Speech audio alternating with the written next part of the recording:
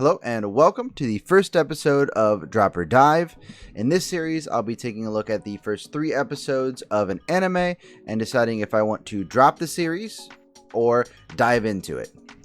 Dropping a series means I will not be watching anymore, therefore I've dropped it after the first 3 episodes. And diving into a series just means that the first 3 episodes has convinced me that I will enjoy more of the series, so therefore I'm going to be watching more of it.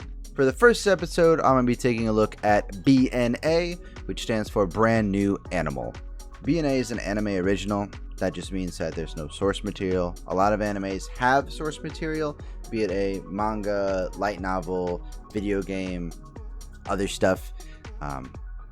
So this is the first bit of content for the BNA universe. So the anime studio and director have a lot more ability to mold the anime into what they want. They're not looking at something and shaping the anime based on some other bit of content. The studio behind BNA is going to be Studio Trigger. You probably have seen some of their work.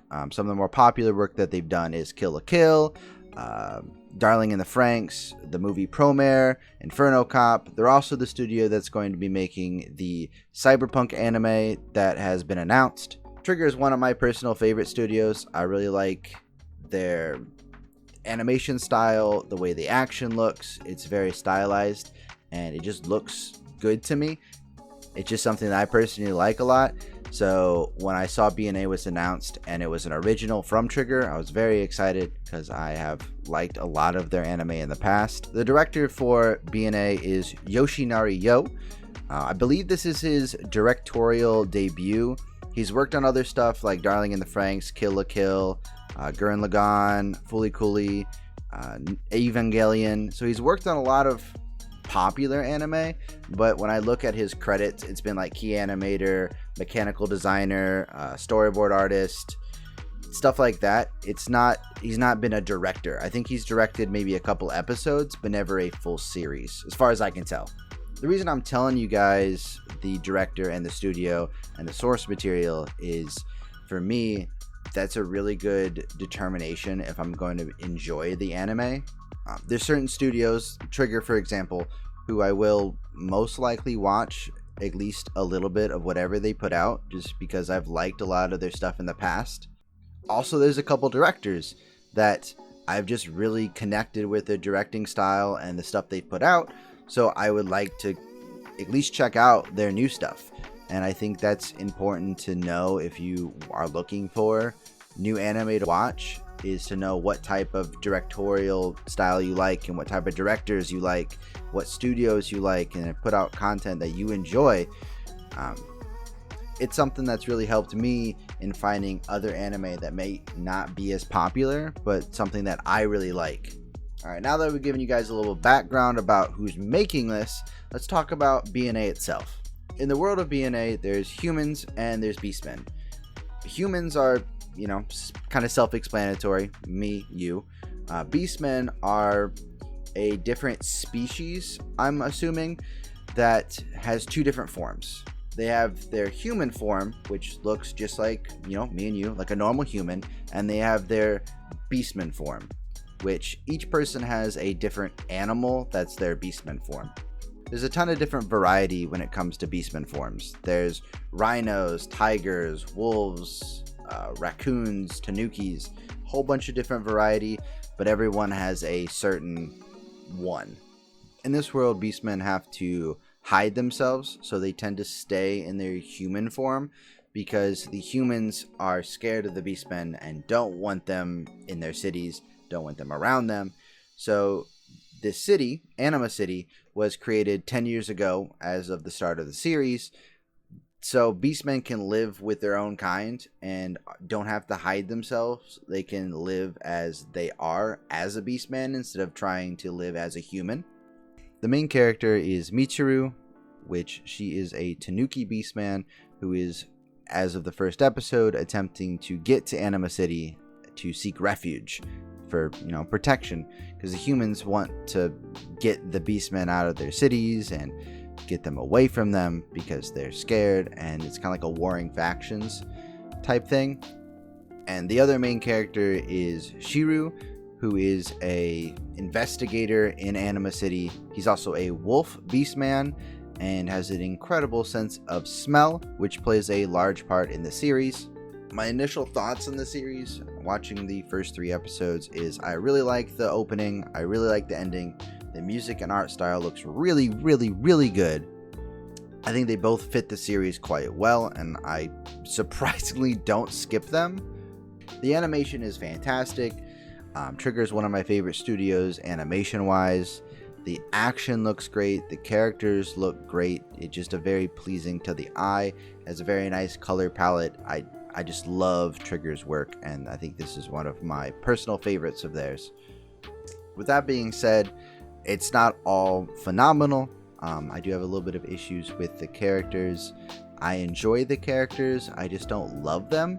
It's kind of, I like them, but don't love them. I'm not sure if I've not watched enough of the series. I mean, I've watched 3 episodes, so I feel like some characters I can fall in love with in 3 episodes. I just haven't done that with these characters yet. The main characters are good. I just feel like they're very stereotypical. I don't feel like they're particularly unique in any way. I think everyone being a Beastman really helps each supporting characters feel unique. So every character is a different animal, has a different animal form, and that really helps every character feel different than the last one you met, just because this person's maybe an otter, this one's a rhino, this one's a hippo, this one's a lizard, this one's a minx. So everyone's different in that sense. Another part that I'm not super fond of so far is the story. It's the classic, oh, there's these 2 factions that don't like each other, but this person from this faction turned into this person of another faction. So you claim to be from this one, but you look like you're from this one. I think everyone's seen a story that's kind of played out that way, and this hasn't felt super original so far. And I'm not saying the story is bad, I'm just saying that the story I think we've all seen before, and it doesn't feel like it's being used in a unique way. It just seems like kind of cookie cutter so far. So guys, spoilers ahead for the first 3 episodes. So you haven't seen the series and want to watch it without being spoiled of anything, go to this timestamp right here. I'm going to put it right here. This is going to be the timestamp to my conclusion, where I decide if I'm going to drop the series or dive into it. So if you don't want to get spoiled for the first 3 episodes, please go here. I can't repeat this enough. Spoilers for the first 3 episodes. I'm going to be talking about the first 3 episodes. Alright, you've been warned. Alright guys, so if you're watching this part right here, I'm assuming you've watched at least the first 3 episodes of BNA. So I don't want any comments down below being like, oh, I was spoiled, I wasn't warned. So I've done my part. So I think one of the things that I like the most so far is the fact that Michiru has like a weird Mr. Fantastic Luffy like stretchy power with her tail and arms that we've seen so far. I think finding out why she has that, or what that comes from, or anything like that, is one part of the series that I'm looking forward to. Everyone, even the Beastmen, seem very confused why she can do that. At this point, I think it's safe to assume that she was experimented on or kidnapped or something and was turned into a Beastman. And I think something to do with the act of turning a human into a Beastman actually gives them some sort of superpower.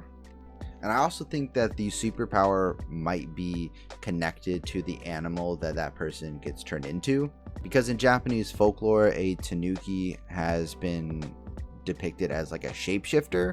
So I think it's not too far of a stretch to go from shapeshifter to like a Mr. Fantastic, because she is shifting her shape, but it's more extending and stretching, not like a Mystique type change your body, like look like another person.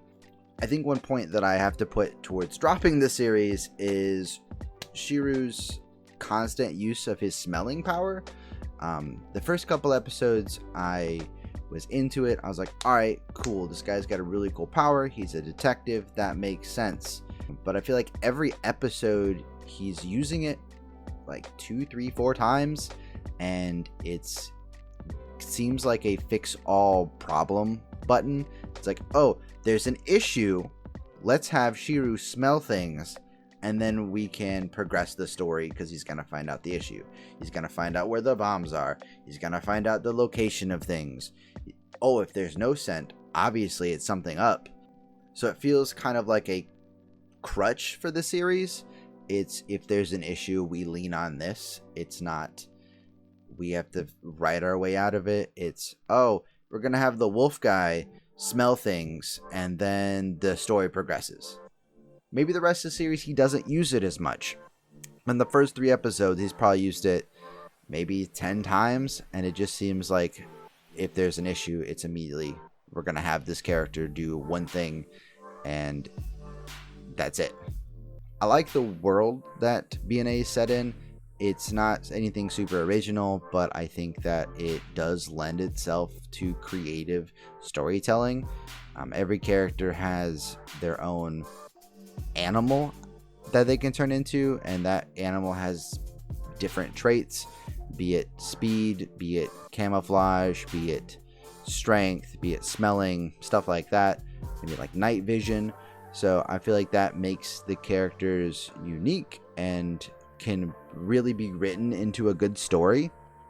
I just think that the Beastman aspect of, you know, the side characters could be played up more, instead of I think it's used more as a background device.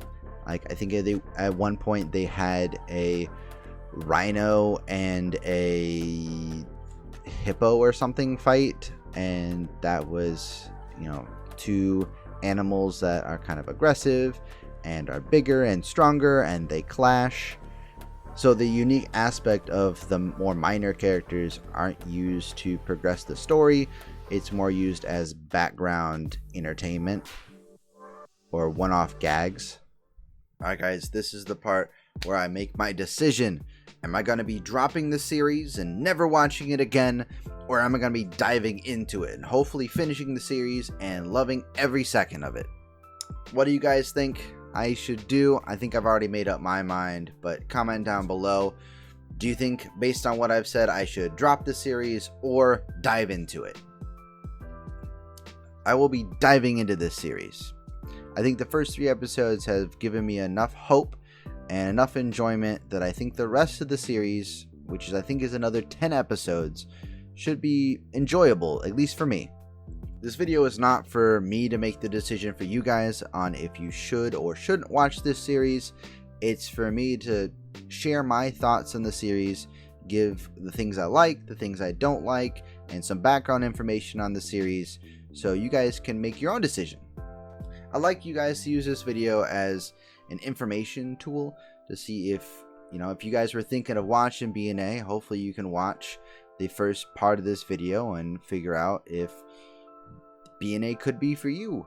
I want this channel to be a place where you guys can come and watch my videos and maybe find a new series that you want to try out, or find a love for a studio, or find a director that really speaks to you and really has a directorial style that really is enjoyable for you. That's why I'm making these videos. I want to help you guys enjoy anime as much as I do.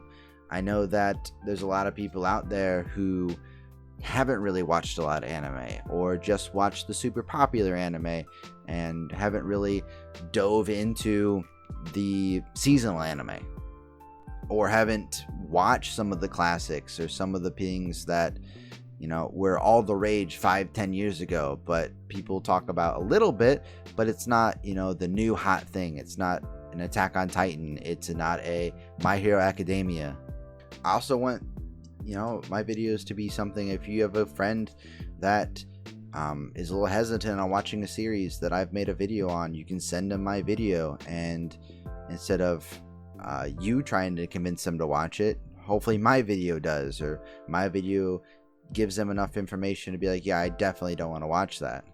Alright guys, that's all I got for you today. Hopefully you enjoyed my drop or dive of BNA. You guys could do me a quick favor and hit that like button. It really does help YouTube's algorithm like my video more.